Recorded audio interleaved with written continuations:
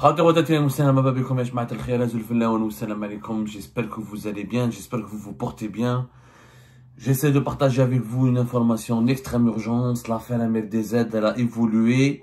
Elle vient de connaître un premier dénouement judiciaire puisque les 4 individus qui ont été arrêtés le 8 avril 2025 pour avoir enlevé, séquestré, tenté d'assassiner MLDZ, le cyberactiviste algérien, le blogueur algérien, suivi par plus d'1 million de personnes sur TikTok, YouTube, Facebook et différentes autres plateformes des réseaux sociaux, l'un des cyberactivistes les plus connus de l'histoire de l'Algérie contemporaine.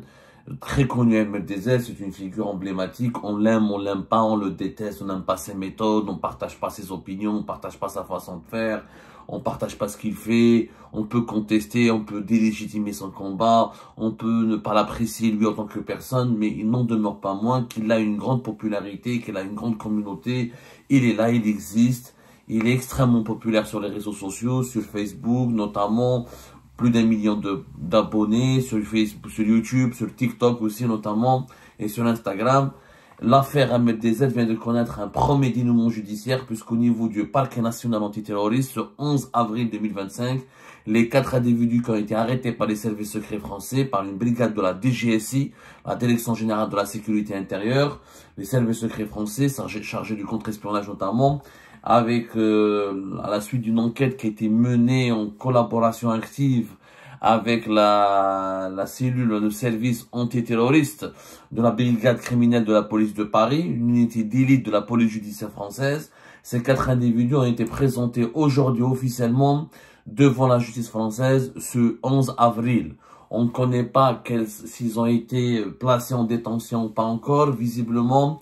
Ils sont toujours en ce moment dans les locaux du parquet national antiterroriste, qui est situé dans le niveau du tribunal judiciaire de Paris, le fameux et célèbre tribunal judiciaire de Paris, qui est situé au cœur de Paris, donc pas loin de la porte de Clichy, plus exactement. Les 4 individus sont encore entre les mains de la justice française. Les juges français n'ont pas encore officiellement pris de décision. Mais selon l'avocat de MLDZ, maître Éric Plouvier, il y a déjà des éléments extrêmement troublants qui impliquent le régime algérien. Les accusations de l'avocat de MLDZ sont extrêmement graves et les autorités algériennes ne peuvent pas rester indifférentes. Je pense qu'elles se doivent de réagir, elles doivent réagir maintenant et nous expliquer et nous fournir des explications et des comptes parce qu'on parle d'un projet d'assassinat. Alors, l'avocat de MLDZ confirme nos informations. Les 4 individus ont été présentés aujourd'hui, le 11 avril 2025, devant le parquet national antiterroriste, le tribunal judiciaire de Paris. Une information judiciaire a été ouverte officiellement par un procureur de la République au niveau du parquet national, par un juge au niveau du parquet national antiterroriste. Il s'agit de association de malfaiteurs en relation avec une entreprise terroriste et d'autre part, arrestation et séquestration en relation avec une entreprise terroriste.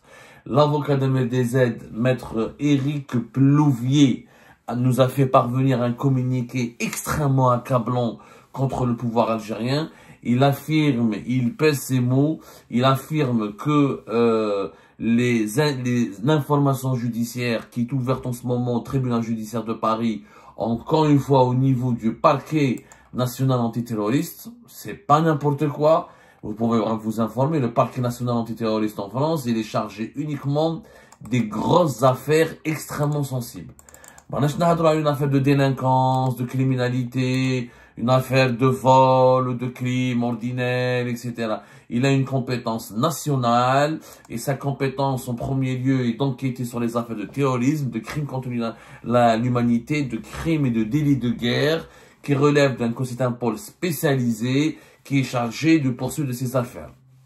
Il a été quand même, depuis 2017, propulsé par la nouvelle configuration judiciaire en France pour être chargé de s'occuper d'enquêter uniquement sur les affaires qui sont hautement sensibles,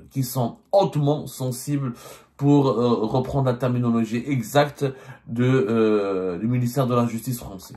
Alors, selon l'avocat de MLDZ, je cite ce qu'il nous a fait parvenir dans son communiqué.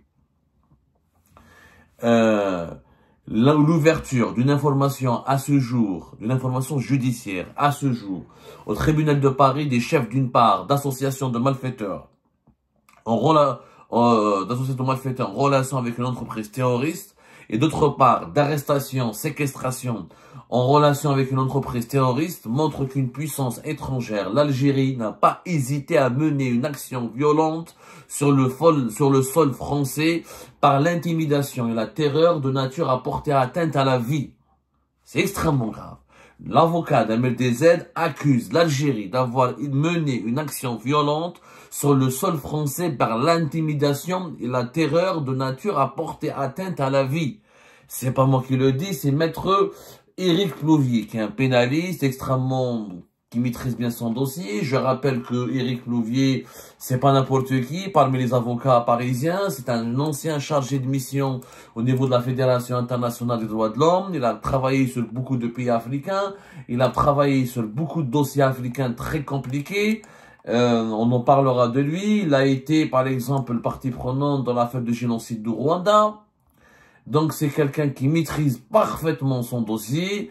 Et il était par exemple le représentant de la partie de l'association Survie, qui avait dénoncé, qui avait déposé plainte contre des génocidaires, contre des hauts responsables rwandais qui avaient commis des crimes contre l'humanité à l'époque du génocide du Rwanda.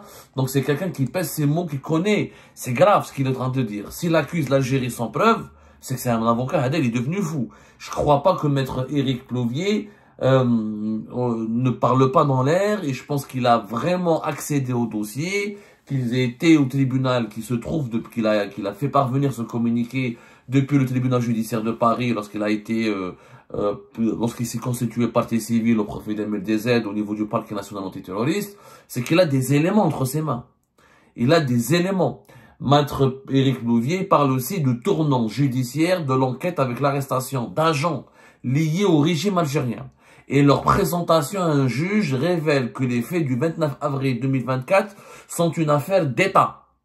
Monsieur Boukhers, Amir Boukhers, le nom exact, le nom complet, le nom civil de monsieur MLDZ, qui s'est immédiatement constitué partie civile, entend que ces faits ne restent pas impunis et que toutes ces responsabilités pénales soient établies. Les investigations policières difficiles car modelées par un entremêlement d'intérêts diplomatiques et de sécurité nationale français risquent pour cette raison de piétiner ou de ne jamais aboutir. L'instruction ouverte permettra de mesurer l'implication d'Alger. De telles actions violentes portent atteinte à la souveraineté de la France, mais aussi à la sécurité des réfugiés politiques, dont celle d'Amir Boukhers, que la France a l'obligation d'assurer. Il est regrettable que ces pratiques de terrorisme d'État risque de détériorer davantage les relations entre l'Algérie et la France. Et voilà la fin du communiqué de M. Éric Plouvier qui nous a été parvenu aujourd'hui à la fin de cette journée. Nous avons tenu à le partager avec vous parce que c'est des accusations inédites. C'est la première fois où une affaire judiciaire, elle implique des responsables ou des agents liés à l'État algérien. Ça, c'est l'avocat d'MLDZ qui parle. Je dis encore une fois, je reste précis.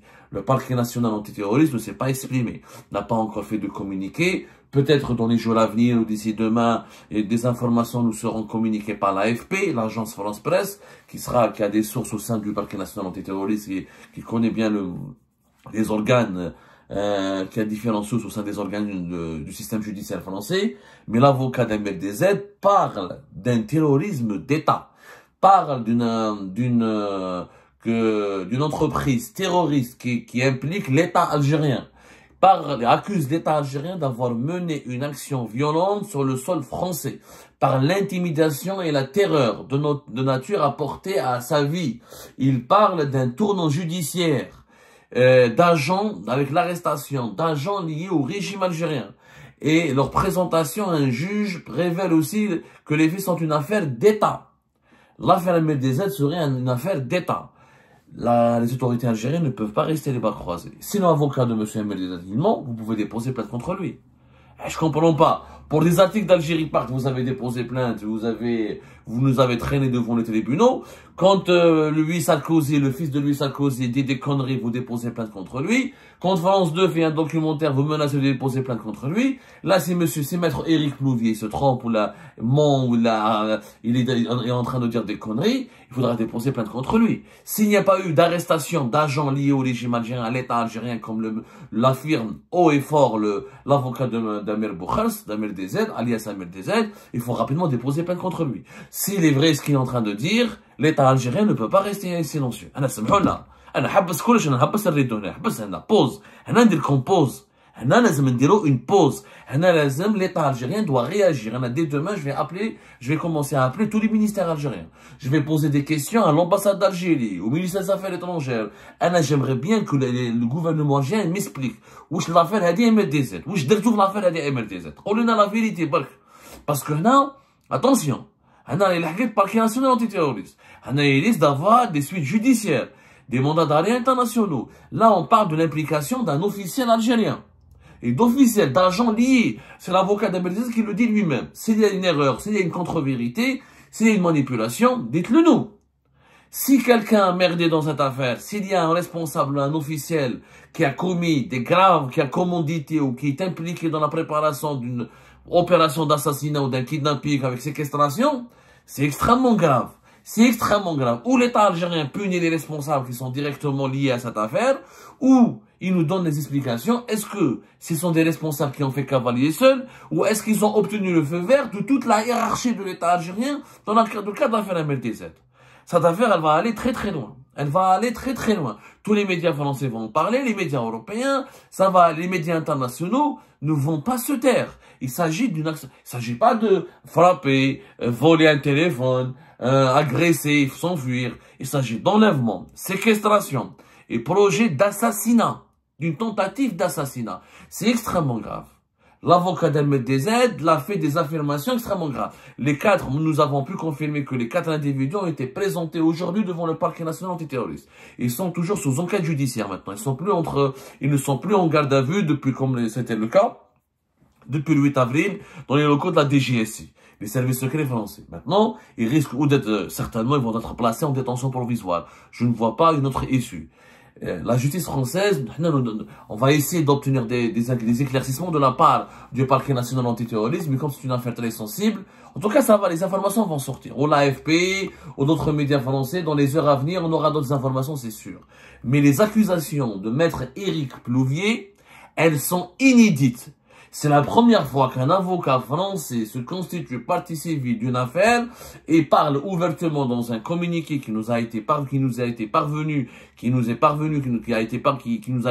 adressé à notre rédaction d'Algérie Part et qui parle de terrorisme d'État, d'agents liés à l'État algérien, qui parle d'une affaire d'État, qui parle d'une opération qui a été menée sur le sol français pour attenter à la vie, par l'intimidation et la terreur de nature à porter atteinte à la vie. Ça veut dire qu'on a voulu assassiner MRDZ et que des partis liés à l'État algérien ont commandité cet assassinat. C'est extrêmement grave. Extrêmement grave.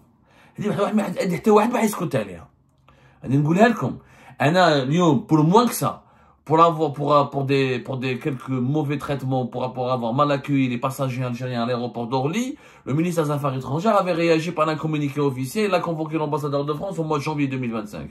C'est là que vous ne réagissez pas. Le silence risque de semer le trouble. Le silence risque de confirmer l'implication de l'État algérien. Comme on dit le proverbe arabe, le silence risque de semer encore davantage le trouble et de confirmer ou d'affirmer la complicité de l'État algérien. On ne peut pas se taire. On ne peut pas se taire. Il faut absolument que l'État algérien s'explique. Ou qu'il y ait une enquête interne ouverte en Algérie. S'il y a des responsables ou des hauts responsables qui ont agi de façon isolée, sans avoir demandé l'aval de leur hiérarchie, à savoir le président de la République, l'état-major de l'armée ou les directions des services secrets algériens, là, il faudra absolument les punir. S'il y a eu un dérapage, une dérive, ou des directives qui ont été mal interprétées ou abusivement mal interprétées, là, en tout cas, quoi qu'il arrive, l'État algérien doit rendre des comptes. Il faut qu'il s'explique dans l'affaire Ahmed DZ. Là, c'est l'affaire la plus grave de ces 10 dernières années. Alors, j'espère que Maître Éric Plouvier se trompe. Moi, j'espère qu'il se trompe. Parce que j'ai pas envie de voir l'État de mon pays mêlé à une affaire d'assassinat politique. Ça ne me ferait pas plaisir de dire cette information, ni de la révéler, ni de la décortiquer, ni de l'analyser. J'espère qu'il y a une erreur quelque part.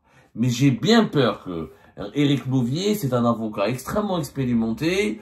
Il ne parle pas pour le... C'est pas un rigolo. C'est pas un malade mental pour faire un communiqué comme ça, pour faire des affirmations aussi graves sans avoir des preuves. Il a accédé au dossier, il s'est constitué partie civile, il a une copie du dossier d'instruction judiciaire, il a certainement, donc, s'est appuyé sur des éléments suffisamment concrets, avérés, pour faire de telles déclarations. Des déclarations qui font froid dans le dos. Qui font froid dans le dos, parce qu'elles sont terrifiantes. Que s'est-il passé dans l'affaire Ahmed DZ? Il faut que le régime algérien nous réponde à cette question. Ça ne sert à rien de mettre la poussière sous le tapis. À un moment donné, lorsqu'on va lever le tapis, on va tous s'étouffer. La poussière sera tellement, à force de cacher, de dissimuler cette poussière, on finira par être étouffé par cette même poussière. On ne peut pas continuer à dissimuler, à mentir et à mentir. Il faut maintenant que les autorités algériennes fassent preuve de transparence. Et c'est urgent, c'est maintenant ou jamais. Parce qu'après, il va y avoir des mises en cause, des implications, des incriminalités, des mandats d'arrêt internationaux, des mises en accusation. Et là, il y aura des retombées extrêmement graves sur la crédibilité.